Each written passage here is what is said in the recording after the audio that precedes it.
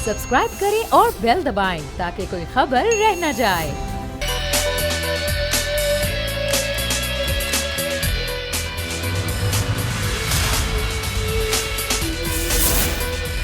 बिस्मिल्लाहिर्रहमानिर्रहीम, अस्सलाम वालेकुम। प्रोग्राम में मैं सुमैया रिजवान नाज़रीन को खुश आमदीद कहती हूँ। उम्मीद करती हूँ कि आप लोग खैरियत से होंगे और आज की जो कुछ खबरें हैं और जो मामलात मुल्क में चल रहे हैं उस पर आज ज़रा हम तबसरा भी करेंगे और कुछ बात भी करेंगे आखिर होने क्या जा रहा है। ईद तो गुजर गई, लेकिन अब ईद के बाद बहुत सारी चीज़ें हैं और बकौल शेख रशीद अहमद की झाड़ू फिरने वाली है। तो असल सवाल तो ये उठता है कि झाड़ू फिरेगी कहाँ? क्या सिर्फ अपोजिशन पर या फिर हुकूमती लोगों को भी कुछ किया कहा जाएगा, कुछ एहतसाब उनका भी होगा? तो मुआविन खुसूसी बड़ा एहतसाब शहजाद अकबर साहब आए, उन्होंने आज एक और मीडिया ब्रीफिंग दी। उन्होंने कहा कि वो हक़ाइक़ में लेकर आया हूँ, मेरे दोस्तों ने कुछ दोस्तों ने सही तरीके से वो चीनी रिपोर्ट पढ़ी ही नहीं। उन्होंने कहा कि असल जो दो अहम चीज़ें हैं, और पहली चीज़ उन्होंने कहा कि वो सब्सिडी की है, सब्सिडी के हवाले से बड़ा अहम हिस्सा है जो इस रिपोर्ट में मौजूद है। फिर उन्होंने कहा कि नून लीग ने 26 अरब रुपए से ज़ायद की सब्सिडी अपने वक्त में दी। शाहिद खाखान का उन्होंने जिक्र किया। उन्होंने कहा कि शाहिद खाखान जब वज़ीर आज़म थे तो उन्होंने अपने दौर में 20 अरब रुपए की सब्सिडी दी। ओमनी ग्रुप का उन्होंने जिक्र किया कि उनकी सबसे बड़ी मिल्स हैं और इस सब्सिडी के पीछे जो सबसे बड़ा हाथ है वो सलमान शहबाज का है। फिर उन्होंने सिंध हुकूमत पर भी बात की, पीपल्स पार्टी पर भी उन्होंने बात की। वज़ीर सिंध का उन्होंने जिक्र किया। उन्होंने कहा कि मुराद अली शाह ने चीनी पर 4 अरब से ज़ायद की सब्सिडी दी और ये सब्सिडी जो थी वो सिंध बैंक के ज़रिए अदायगी की गई, लेकिन स्टेट बैंक के इल्म में नहीं लाई गई ये बात। तो और ये 2017 का उन्होंने बताया कि नून लीग ने जब 2017 में शाहिद खाखान वज़ीर आज़म जब ये सारा मामला हुआ, फिर ज़ाहिर है रद्द-ए-अमल नून लीग का आया। मरियम औरंगज़ेब आई, उन्होंने मीडिया से गुफ्तगू की। उन्होंने कहा कि ये बताया नहीं गया हुकूमत की जानिब से कि जो उस्मान बुज़दार ने किया, जो वज़ीर पंजाब ने किया, उनका तो इस्तीफ़ा लेकर आए शहजाद अकबर साहब। फिर उन्होंने ये भी कहा कि असल डाका तो वज़ीर आज़म वज़ीर आला ने मारा है चीनी पर, और ये हमारे दौर में कि 2 साल में कोई जो है वो चीनी पर सब्सिडी नहीं दी गई इन 2 सालों में। उससे पहले की उन्होंने बात नहीं की और उन्होंने कहा कि चीनी पर डाका डाल के इमरान खान और उस्मान बुज़दार बच नहीं सकते। तो इस पर हम बात करेंगे कि कौन क्या हुकूमत अपने लोगों को बचा लेगी और सिर्फ एहतसाब जो है वो अपोजिशन का ही होगा, इस पर ज़रा बात करेंगे। हमें ज्वाइन करें कराची स्टूडियोज़ में सीनियर सहाफ़ी हैं, तज़ियाकार हैं नज़ीर लगारी साहब। लगारी साहब बहुत शुक्रिया आपके वक्त का। और ग़ुलाम मुर्तज़ा ब्यूरो हेड इस्लामाबाद हमें ज्वाइन करें। मुर्तज़ा आपका भी बहुत शुक्रिया। लगारी साहब, असल सवाल वही मैं आपसे गुफ्तगू आगाज़ करना चाहूँगी कि आज जो शहजाद अकबर साहब की हमने आज गुफ्तगू सुनी और बाद में रिपोर्टर्स ने उनसे सवाल भी किया कि आपने इतनी बड़ी कहानी हमें सुनाई शहजाद अकबर साहब, लेकिन जिक्र कहीं नहीं था उस्मान बुज़दार का। उन्होंने सब्सिडी दे दी, काबीना को इल्म में लाए बगैर दे दी, उनके खिलाफ आप एक्शन क्या लेंगे? तो वो सवाल को घुमा गए। तो क्या ऐसे ही घुमा जाएगी हुकूमत? कोई एहतसाब होगा अपने लोगों का?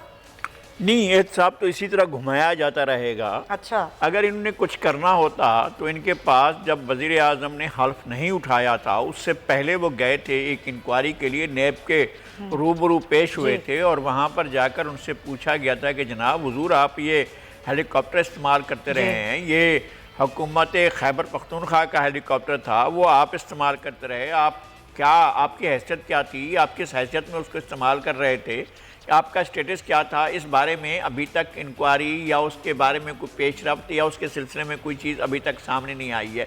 और उसके बाद जब मालम जब्बा का मामला सामने आया, अब मालम जब्बा जो है वो इतना, वहाँ की ज़मीन इतनी कीमती है और वहाँ पर इतना ज़्यादा लोगों का हजूम रहता है कि लोग वहाँ जाना चाहते हैं। वहाँ की ज़मीन जिस तरह से इन्होंने कोड़ियों के भाव की और 450 एकड़ के करीब ज़मीन उसका चल रहा था, वो अभी तक नैब बता ही नहीं रहा है कि जनाब उस मामले का हुआ क्या, इंक्वायरी का क्या बना। उसमें बड़े बड़े नाम थे, परवेज़ खटक साहब का नाम था, महमूद खान साहब का नाम था, आज़म खान साहब का नाम था जो प्रिंसिपल सेक्रेटरी हैं वज़ीर आज़म के। उसके बाद लगातार बहुत से आप चीनी की इंक्वायरी अपने लोगों के खिलाफ कराई, इन्होंने जानबूझकर कराई या अनजान बनकर कराई, लेकिन कराई अपने लोगों के खिलाफ और सारा कुछ ये सामने आ गया। अब लौट पड़े हैं वो भाई अपोजिशन वाले ये करते रहे, खाकान अब्बासी ये करते रहे, शायद खाकान अब्बासी ये करते रहे, मुराद अली शाह वो करते रहे, ओमनी ग्रुप वाले 3 साल से आपके पास वहाँ बैठे हुए हैं लॉकअप के अंदर और जेल में आपने रखा हुआ है उनको।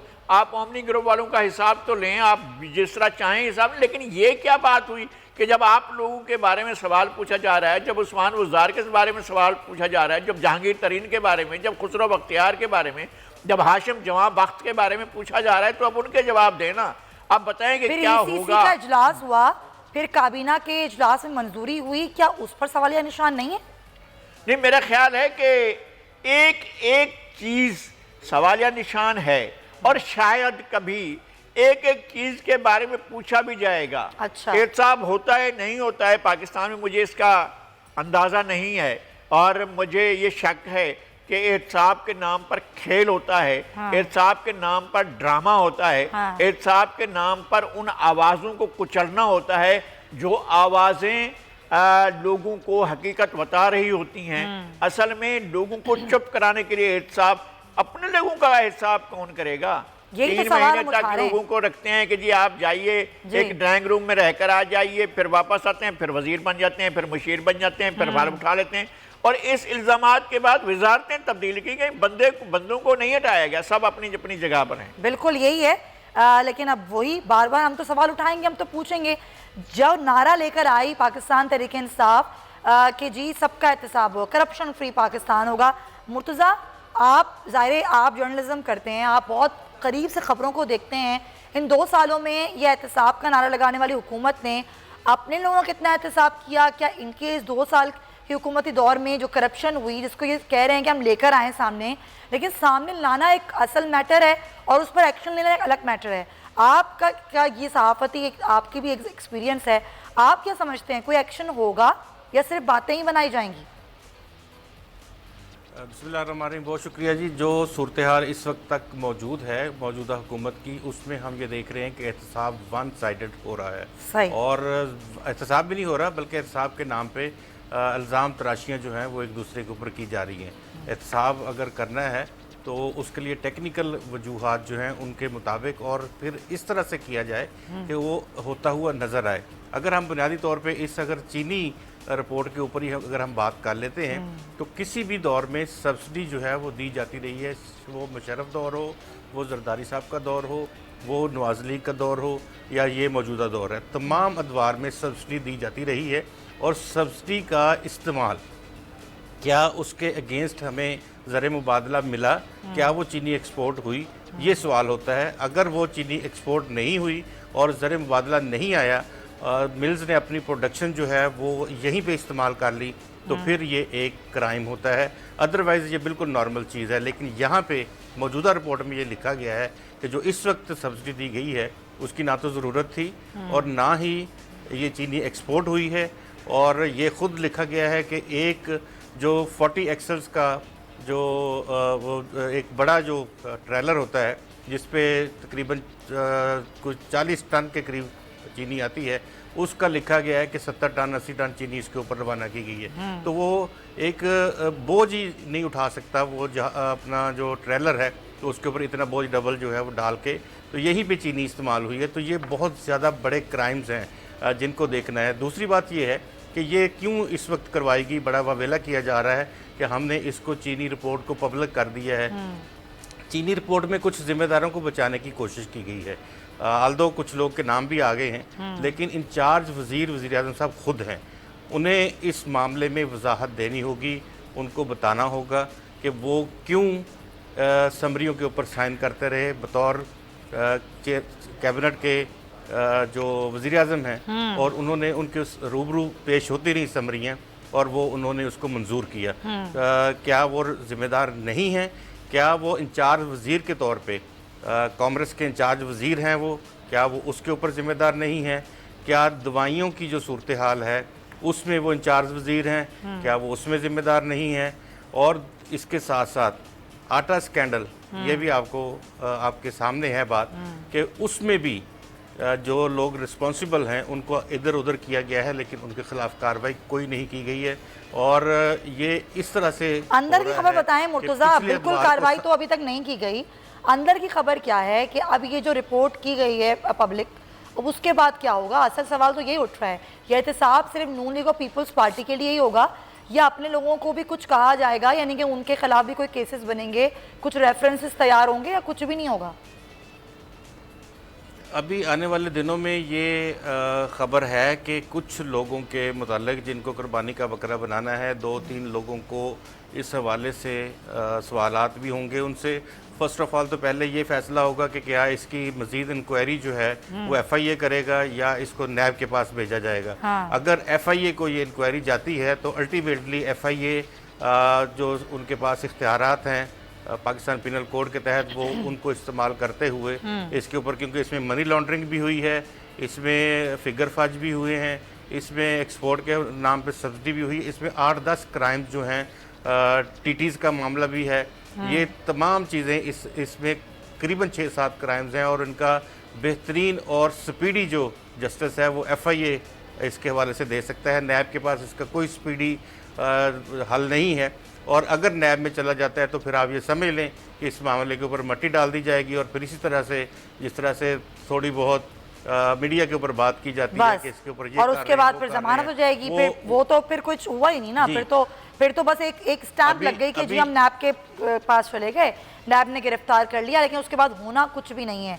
तो ये जो लॉलीपॉप लगाई साहब दी जा रही है आवाम को, और ये बताया जा रहा है कि जी देखिए ऐसा कभी हुआ नहीं, तो जवाब मांगा जा रहा है, अपोजिशन हुकूमत से मांग रही है, हुकूमत अपोजिशन से मांग रही है, आवाम बेचारी मुंह तक रही है लगारी साहब कि ये क्या तमाशे हैं, बस ये तमाशे देखने के लिए हम रह गए। बिल्कुल ऐसा ही है, हमारे मुकद्दर में यही लिखा है, हमारी किस्मत में यही लिखा है कि हम तमाशे देखें। भाई चीनी का बहरान है, आपने चीनी की कीमत के साथ अगर शहबाज गिल साहब हमारे साथ हैं, जरा मैं उनसे बात कर लूँ, फिर आपका भी मौक़िफ़ लेते हैं। शहबाज गिल साहब, ये अभी अज़मा बुखारी भी गुफ्तगू कर रही थी, मरियम औरंगज़ेब भी बात करके कहीं, वो कह रही हैं उस्मान बुज़दार साहब का तो नाम ही नहीं लिया शहजाद अकबर साहब ने, तो क्या सारी जो करप्शन है, ये सब कुछ जो सब्सिडी का मामला है, ये सिर्फ अपोजिशन ने किया है, इन्हीं का एहतसाब करेंगे आप लोग? ये देखिए, ये बात तो दुरुस्त है कि ये सारी करप्शन इन्होंने की है, और इन्हीं की घरे के ऊपर आज हम ये सब कुछ भुगत रहे हैं। ये सब्सिडी जो है ये इन्हीं के जमाने में दी जानी शुरू हुई। हमारी हुकूमत में भी, पंजाब हुकूमत ने सब्सिडी दी, गलत दी। हम इसीलिए तो रिपोर्ट लेके आए, अगर हमने ये छुपानी होती तो इनकी तरह हम रिपोर्ट करवाते ही ना करवाते, तो छुपाते तो रिपोर्ट हो भी जाती तो शेयर ना करते, जो करतूत ये करते रहे। हम इस बात को गलत कहते हैं, इसीलिए तो हमने रिपोर्ट की, और हमारे यहाँ फूड मिनिस्टर इस गलती का इर्तिकाब उनके डिपार्टमेंट का था, उनको फौरी तौर पर हटा दिया गया। इनको ये तौफीक कभी नहीं हुई, हो नहीं सकती थी, क्योंकि इनके तो अपने बच्चे ये सब्सिडी खाते थे। तो बुनियादी तौर पर इनकी मज़े के बातें हैं कि पहले हमने ये रिपोर्ट कराई, फिर कमीशन बैठाया, फिर उसकी रिपोर्ट भी शेयर की, ताकि हम अपने आप को बचा सकें। अगर हमने अपने आप को बचाना होता तो बड़ा आसान काम। शहबाज साहब, अभी सवाल तो यही उठ रहा है ना सर कि अभी आज शहजाद अकबर साहब ने भी यही कहा कि ये 26 अरब रुपए से जायद की सब्सिडी दी, तो इस पर हम एहतसाब होगा, इस पर जो भी है नैब को रेफरेंस भेजेंगे, लेकिन जो लोग हुकूमती हैं उनके खिलाफ क्या एक्शन होगा? तो उसका मैं आपको पहली लाइन में जवाब दे चुका हूँ कि इस पर 29 अरब में जो जिम्मेदार होगा उसका इलाज होगा और उसका एहतसाब होगा, और इसीलिए ये रिपोर्ट लेके आए, इसीलिए कमीशन लेके आए। इनको ये हराम का माल खाने की आदत थी, इनको ये करप्शन करने की आदत थी। इस दफा ये पकड़े गए हैं, और ना सिर्फ ये इसमें पकड़े गए, ये टीटी में पकड़े गए, ये हर चीज में पकड़े गए। अपनी शुगर मिल्स तो इन्होंने मनी लॉन्ड्रिंग के लिए रखी हुई थी बुनियादी तौर पर, और आप बड़े फख्र से कहते हैं हम कोई एक्सपोर्ट नहीं करते थे। हमें पता है, आप उसमें चीनी बनाना तो इस पर आपने बोर्ड लगाया हुआ था, अंदर तो मनी लॉन्ड्रिंग का आपका कारखाना गुजारा। आप सिर्फ कागजों में पैसे पैसों से दिखाते हैं, अरबों पैसों में दिए। चंद दिन रुक जाए, देखिए इनके साथ होता क्या है। ये चीखो पुकार आपको बता रही है, इनकी इस चीखो पुकार से ही पता चल रहा है कि कितनी बुरी तरह से इस पर फंस चुके हैं। अच्छा शहबाज गिल साहब, हुकूमत फैसला क्या कर रही है? ये केस नैब को भेजा जाएगा या फिर FIA तहकीकात करेगी? जी गिल साहब, शहबाज गिल साहब हमारे साथ मौजूद थे, वो कह रहे हैं बस थोड़े दिनों की बात है, फिर देखिएगा कि इनकी चीखें बड़ी सुनाई देंगी। लेकिन हम तो बार बार वही सवाल उठा रहे हैं कि ये एहतसाब एक तरफा होगा या फिर ये दो तरफा होगा, हुकूमती लोगों का भी एहतसाब होगा या फिर ये सिर्फ अपोजिशन का एहतसाब होगा। 29 अरब रुपए की करप्शन है, 29 अरब रुपए का मामला है, तो ये पूरा ही एहतसाब किया जाएगा, किस तरह से किया जाएगा, क्या होगा? तो लगारी साहब, शहबाज गिल साहब जो कह रहे हैं, खैर वो चले गए, मैं सवाल यही करना चाह रही थी कि नैब को भेजेंगे या फिर FIA को भेजेंगे, ये कौन देखेगा? लेकिन क्या ये एक तरफा ही होगा? क्योंकि अभी तक तो जो हमें वाइब्स आ रही हैं, जो गुफ्तगू कर रहे हैं हुकूमती लोग, वो लग ये रहा है कि सिर्फ एक तरफा होगा एहतसाब। आप नहीं, मसला ये है कि इनके जो गलत कारियाँ हैं और इनका जो किया धरा है उसको भी अपोजिशन भुगते। हाँ। गोया 29 अरब की सब्सिडी आपने अपने लोगों में बांटी, उसके जिम्मेदारों का तयन करने के लिए आपने कमेटी वो इंक्वायरी करवाई, उसके बाद एक आपने दोबारा फ्रांसिक इंक्वायरी के लिए कहा, फिर आपने FIA को कहा कि जनाब आप ज़रा करके बताइए। FIA ने सारे के सारी सूरत हाल आपके सामने रखी। हाँ, किसी का प्रेशर नहीं था उनके ऊपर, वो तो आपके अपने बहुत अजीज़ बहुत ही शानदार अफसर हैं जिन्होंने ये इंक्वायरी की, और तो उनके सामने भी आपकी चीज़ें जो खुलकर आई उनके बारे में बात करें। क्या किया नवाज शरीफ ने, क्या किया शहबाज शरीफ ने, क्या किया सलमान शरीफ ने, क्या किसी और शरीफ ने किया, ये सारी चीज़ें एक तरफ करें। चूँकि उनका तो एहतसाब हो रहा है, वो तो सारे के सारे कोई ना कोई जेल से होकर आ रहा है, किसी ने सज़ा पाई है, किसी ने कुछ पाया है और कोई अभी तक जेल में है। लेकिन आप इनका क्या करेंगे? जो आपके लोग 29 अरब रुपए के, ये सारे का सारा कौम को, इतनी बड़ी मकरूज़ कौम को, जिनके आप कर्ज़े उतारने की बात कर रहे थे, जिनको आप रिलीफ देने की बात कर रहे थे, जिनकी इकनॉमी को आप ठीक करने की बात कर रहे थे, जिनकी इकनॉमी को आप बहुत मैनेज करने की बात कर रहे थे, आपने उनके साथ क्या मैनेजमेंट की? ऐसी मैनेजमेंट कि जनाब आप लें पैसे और लेकर सब्सिडी, अच्छा सब्सिडी भी ली, जैसे हमारे जनाब मुर्तज़ा साहब बता रहे थे, आपने सब्सिडी भी ली और एक्सपोर्ट भी नहीं की। एक्सपोर्ट करते तो आपके पास ज़र मुबादला आया, ज़र मुबादला भी आपके पास नहीं आया, आपके पास डॉलर भी नहीं आया, आपने अपने लोगों की जेब भी काटी, आपने उसकी महंगाई करके 52 रुपए की चीनी को 92 रुपए तक ले गए, 40 रुपए का आपने उसकी जेब में आपने डाका डाला जो कंज्यूमर है। और अभी तक चीनी की कीमत कम नहीं हुई है लगारी साहब, और अब तक भी यही सूरत हाल है कि चीनी की वही कीमत है। मसला ये है कि सब्सिडी का बेसिक बेनिफिशियरी किसको होना चाहिए? ग्रोअर को होना चाहिए और कंज्यूमर को होना चाहिए। जिसने ग्रोअर है वो अब तक रोता फिर रहा है, गली गली में फरियादें करता फिर रहा है कि मुझे पैसे नहीं मिले, मेरा गन्ना जो है वो ट्राली। अच्छा, ये होता तो हमेशा था लगारी साहब कि वो उसको तो असल फायदा होता ही नहीं था क्यों, और लेकिन इस दफा तो हद ही हो गई। तो ये जो जिम्मेदार ट्राली, इनका क्रशिंग सीजन जो है हर हालत में सितंबर में शुरू हो जाना चाहिए। ये सितंबर निकाल देते हैं, अक्टूबर निकाल देते हैं, नवंबर निकाल देते हैं, जनवरी निकाल देते हैं, दिसंबर निकालते हैं, जनवरी में जाकर क्रशिंग सीजन करते हैं। और उस वक्त तक गन्ना जो है वो ट्रालियां जो हैं वो ढाई महीने तक लाइन में खड़ी होती हैं। कभी आप जाकर देखें खानपुर जी, बिल्कुल मैंने देखा है लगारी साहब, और वजन कम हो जाता है। जो है अपना शुगर मिल, जेठा बुट्टा शुगर मिल जो है, वहां तक आप जाकर देखें कितनी 2.5, 3, 4, 5 किलोमीटर की लाइनें लगी होती हैं, और उसका कोई पूछने वाला नहीं है कि जो गन्ना जो किसान को उसका मिलना था वो उसको मिलता नहीं है, वज़न कम हो जाता है, उसके बाद वो चीज़ ज़्यादा कीमत पे ख़रीदी जाती है, बेची जाती है, लेकिन असल फ़ायदा किसान को नहीं पहुंचता। अब देखना होगा कि होगा क्या, और ये सिर्फ बातें ही रहेंगी या फिर कुछ किया भी जाएगा हुकूमत की जानिब से। खैर, हम अब ब्रेक की जानिब बढ़ेंगे, ब्रेक के बाद वापस आएंगे तो कुछ ज़रा बात करेंगे कि मोदी हुकूमत क्या करना चाहती है और इंडिया में सब कुछ क्या हो रहा है। इस ब्रेक के बाद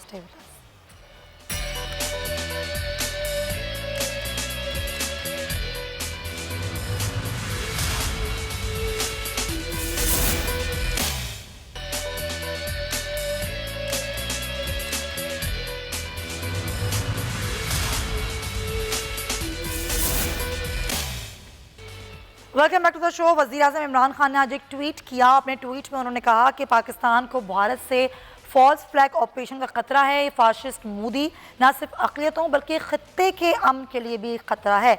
और उन्होंने ये भी कहा कि नरेंद्र मोदी नाज़िज़्म के नज़रिए को फ़रोग़ दे रहा है, और जो तनाज़ा है भारत का वो बांग्लादेश से शरीयत क़ानून, नेपाल और चीन से बॉर्डर का तनाज़ा है, फिर कश्मीर पे जो जुल्म सितम भारत का जारी है वो सबके सामने है, फिर अपने ही मुल्क में भारत में शरीयत क़ानून का बिल ला के जो वहाँ के मुसलमानों पर जुल्म सितम इतने महीनों से जारी है वो भी नाज़रीन सबके सामने है।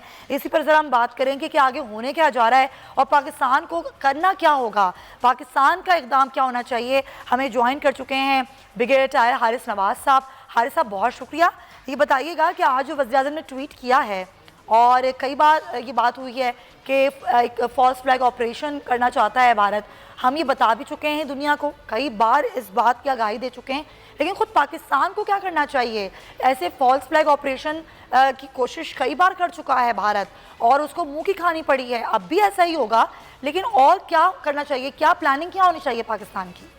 देखें, पाकिस्तान के प्राइम मिनिस्टर ने अब नहीं है, इससे पहले भी 3-4 बल्कि 6 महीने पहले भी ये यही कहा था कि जो इंडिया के हालात ख़राब हो रहे हैं, जिस तरीके से उन्होंने कश्मीर में लॉकडाउन किया हुआ है, उसके बाद सिटीजनशिप अमेंडमेंट एक्ट लेकर आया है, NRC लेकर आया है, फिर उसके बाद अभी कोरोना में वो इन्वॉल्व हो गए हैं, 1-1.5 लाख के करीब इनके लोग 5वें नंबर पर ये आ गया है दुनिया में कोरोना केसेस में, को 5,000 के करीब इनके लोग मर भी गए हैं।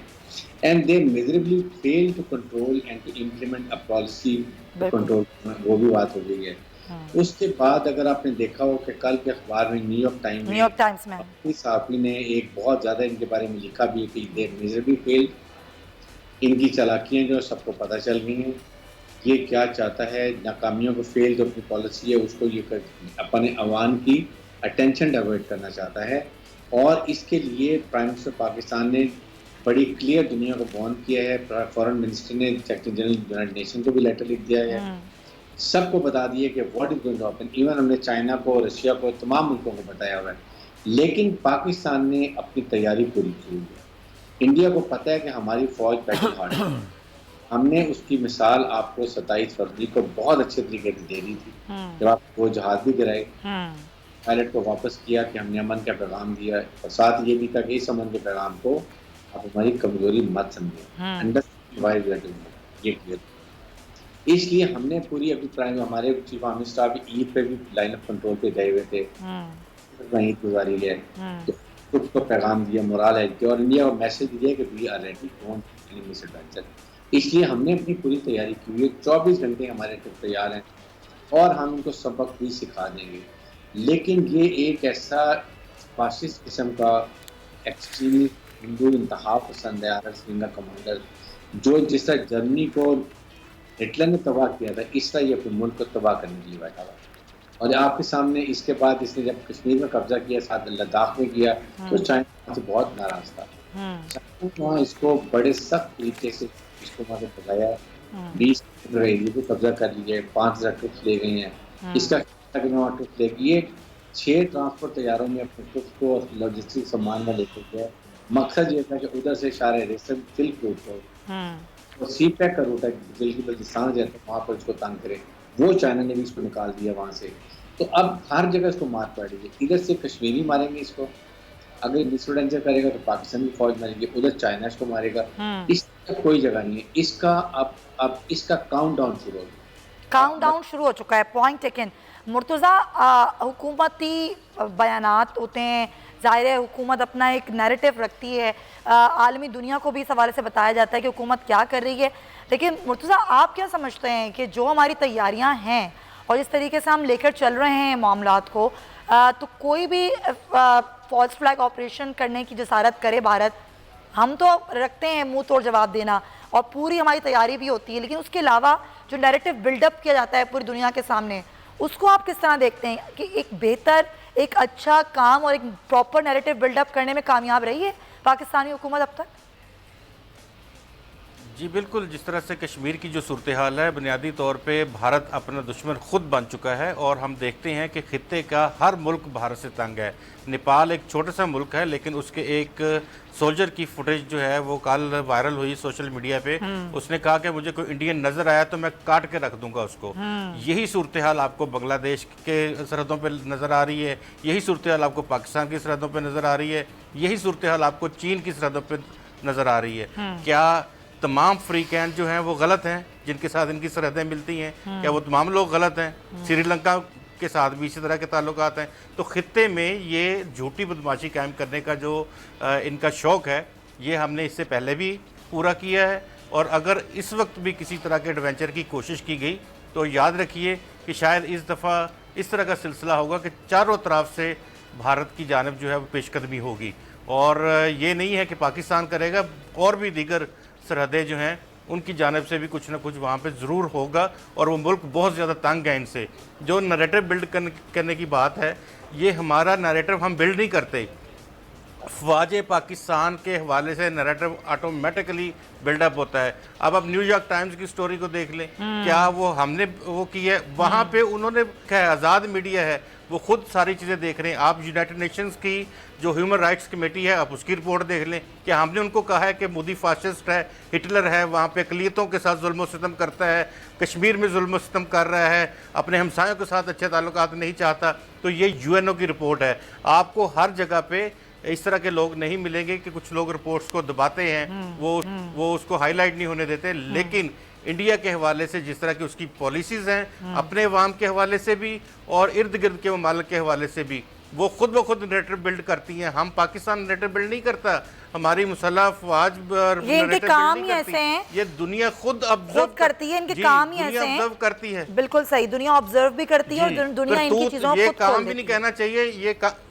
ये काम समिया नहीं कहना चाहिए, ये करतूत इस तरह के हैं कि वो खुद ब खुद अपने दुश्मन बने हुए हैं। और अगर इस तरह का, जिस तरह ये एडवेंचर की बात कर रहे हैं, खुदा न खासा इस तरह की कोई बात की गई, हमारी मुसल्लह अफवाज दिन रात चौकन्ना है और हर तरफ से चौकस हैं और इस बात का जवाब उनको देना हम भरपूर अंदाज में जानते हैं। लेकिन उनको भी ये ख्याल रखना चाहिए कि इससे पहले भी उन्होंने कोशिश की थी और उसके नतायज जो हैं वो सामने हैं। बिल्कुल सही।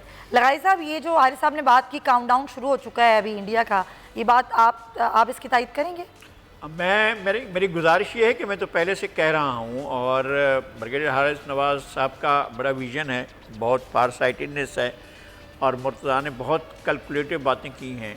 असल बात यह है कि ये ऐसा हुक्मरान इंडिया की तारीख़ में नहीं आया जो इंडिया की जड़ें और बुनियादें खोद रहा है। वो बहुत ही रेत में थी, ये जड़ें किसी गहरी जगह पर नहीं थी, किसी ऐसी जगह पर नहीं थी जो जड़ें जिनको कहा जाता है कि बहुत मजबूत जगह पर कायम है। इंडिया कभी भी सिंगल एंटिटी नहीं रहा है। तारीख में बहुत कम मौक़े ऐसे हुए हैं और वो भी बड़े हुक्मरानों के दौर में। अकबर आज़म के दौर में अगर इंडिया एक था तो इसका मतलब ये है कि सारे अदवार में ऐसा नहीं रहा है। बहुत से अलग अलग रियासतें रही हैं और बहुत से अलग अलग उनकी वहदतें रही हैं। अब भी इंडिया टूटने की तरफ जा रहा है और इंडिया अपने ही बोझ से और इस मोदी के बोझ से टूटने की तरफ जा रहा है। मोदी ने वो बुनियादें रख दी हैं और इंडिया की बुनियादों में डायनामाइट्स लगा दिए हैं मोदी ने, जो ब्लास्ट करेंगे और इंडिया जो है वो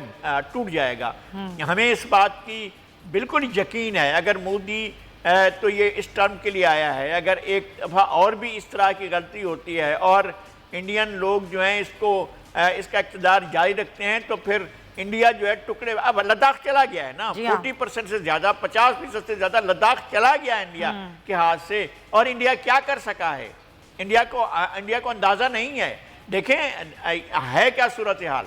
अब वहाँ से तिब्बत से मानसरोवर झील से इंडस निकलता है, दरा लीम है, इसके आकर डाउन करता है और उसके बाद फिर लद्दाख में आगे चलता है। वो इलाके इससे चले गए इंडिया से, वो इंडिया के पास नहीं रहे। इंडिया ने ख्वाब देखा हुआ था कि वो डाइवर्जन करेगा, कहाँ से करोगे डाइवर्जन? अब तुम्हारी सूरत हाल वो नहीं रही है। अब हमारे दरियाओं पर डाका मारने का जो तुम्हारा आज़म था वो वैसा नहीं रहा है। अब हम अपना, एक तो ये कि हमें अपना दिफा करना है, हमारी हुकूमत कैसी हो, किस तरह की हो, लेकिन हमारे बहुत सी चीज़ें जो हैं, एक तो ये कि सबसे बड़ी कुव्वत इस मुल्क की वो अवाम है। अवाम हर सूरत में इंटीग्रेट होकर एक दूसरे के साथ जुड़कर एक यकजान, दो कालब भी नहीं है, कालब भी एक है, जान भी एक है, वो पाकिस्तान के अवाम है जो पूरी कुव्वत के साथ, फोर्स के साथ अपनी मुल्क की सलामती के लिए खड़े हुए हैं। फिर हमारे इदारे हैं, सिक्योरिटी के इदारे हैं और दीगर इदारे हैं जो सब मिल मिलाकर पाकिस्तान जब कभी भी मुश्किल में होता है तो लोग एक हो जाते हैं। इतनी बड़ी खूबसूरती दुनिया में किसी और मुल्क में इस तरह से नहीं है कि जो ही कोई क्राइसिस होता है, जो ही कोई मसला खड़ा होता है, लोग अपने इख्तलाफात भुला देते हैं। लेकिन अभी बिल्कुल आप सही कह रहे हैं, लेकिन अभी असल जो हमें मुत्तहिद होने की ज़रूरत है, बल्कि ना सिर्फ पाकिस्तान, लगता है कि पूरी मुस्लिम उम्मा के जो मुसलमान हैं उनको कश्मीरियों के लिए आवाज़ उठानी चाहिए। वहाँ पर इतना जुल्म सितम है।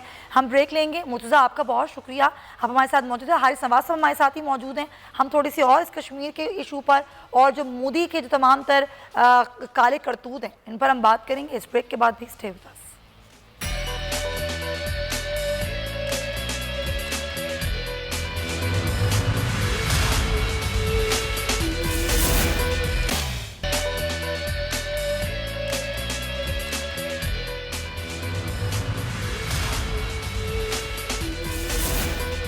वेलकम बैक नाजरीन। इस बार पूरी दुनिया के मुसलमानों ने लॉकडाउन में ईद मनाई और हमें कहीं जा नहीं सकते थे, कहीं आ नहीं सकते थे, लेकिन कश्मीर में कितनी ईदें ऐसी गुजरी हैं, लॉकडाउन में गुजरी हैं और उनका तो राबता भी नहीं है। हम तो फिर भी अपने लोगों से, अपने जानने वालों से मिल सके, लेकिन वो तो किसी से नहीं मिल सकते।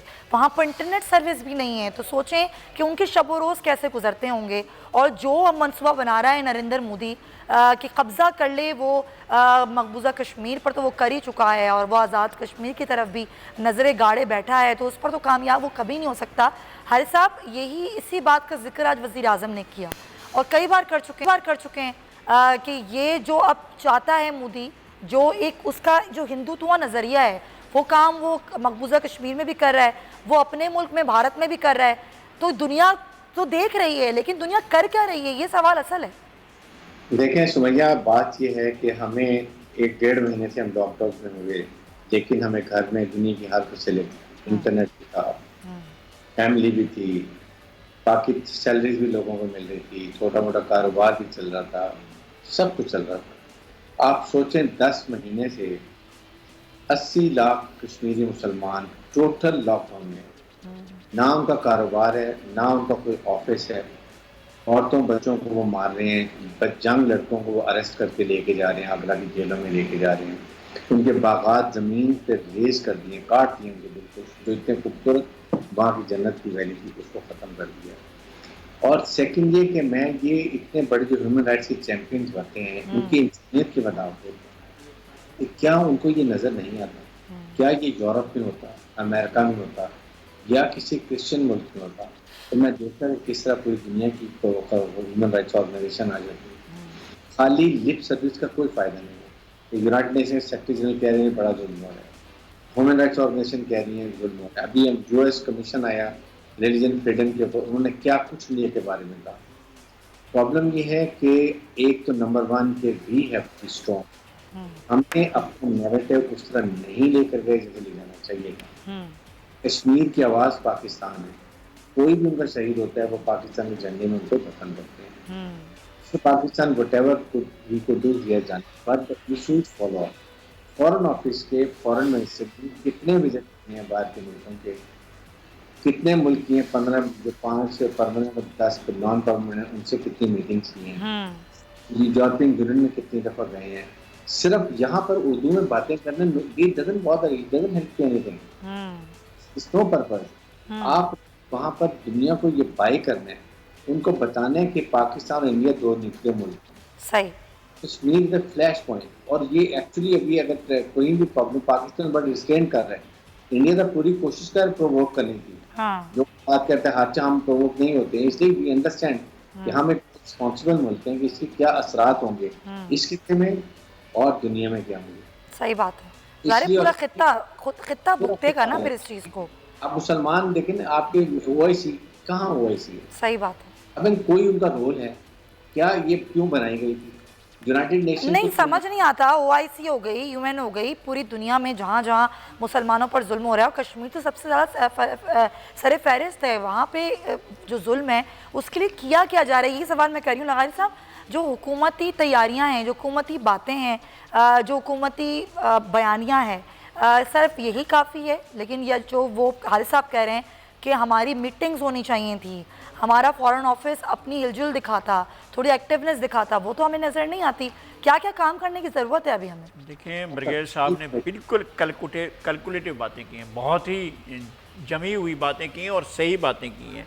हमारा फॉरेन ऑफिस जो है जिस तरह से कश्मीर का मसला पेश करना चाहिए था और दुनिया के बड़े कैपिटल्स में ये मसला जाकर रखना चाहिए था, जिस तरह से हमें वाशिंगटन में, न्यूयॉर्क में, लंदन में, पेरिस में, ब्रसल्स में, अब मॉस्को में, बीजिंग में ये मामला लेकर जाना चाहिए था और कंसिस्टेंटली हमें दरवाजे पर ये नॉकिंग करनी चाहिए थी, बार बार, एक दफ़ा नहीं, 2 दफ़ा नहीं, 3 दफ़ा नहीं, बार बार, ताकि बर्फ़ पिघलती, ताकि लोग सुनते, हमारी चीखें होती ना, चीखें सुनते लोग कि भाई चीख के रहे हैं, जो बात कर रहे हैं, भाई कश्मीर में एक गोली चलती है, वो कश्मीर में नहीं चलती है, वो हमारे अंदर चलती है, वो वहाँ पर बच्चा नहीं मरता है, वो यहाँ पर बच्चा मरता है, वो बच्चा वहाँ का नहीं है, वो बच्चा यहाँ का है, इस इंटीग्रेटेड है, हमारे साथ मिला हुआ है वो बच्चा जिसको पायलट गन लगी है, वो बच्ची जिसने अपने घर के अंदर कब्रें खोद कर अपने बाप को, अपने भाई को, अपने दूसरे भाई को दफन किया है, वो बच्ची हमारी बच्ची है। और ये सारे का सारा जुल्म आपने जाकर दुनिया के सामने दिखाया है, बताया है दुनिया को। आप अपने बहुत सी चीजों में मसरूफ होंगे, आपने बड़े काम किए होंगे, लेकिन हमें मुसलसल बताने की जरूरत है। लगाई साहब, पॉइंट टेकन, वक्त खत्म हो गया है। बहुत शुक्रिया आपका बहुत शुक्रिया। यही कहना चाहूंगी कि मुसलसल बताने वाली, कहने वाली, शोर मचाने वाली चीजें हैं। हमें बार बार दुनिया को बावर कराना होगा कि क्या हो रहा है मकबूजा कश्मीर में, तो जब ही शायद कुछ हो सके और आंखें खुलें दुनिया की। इसी नोट के साथ इजाजत दीजिए, इंशाल्लाह आपसे कल मुलाकात होगी। अपना बहुत ख्याल रखिएगा। अल्लाह हाफिज़।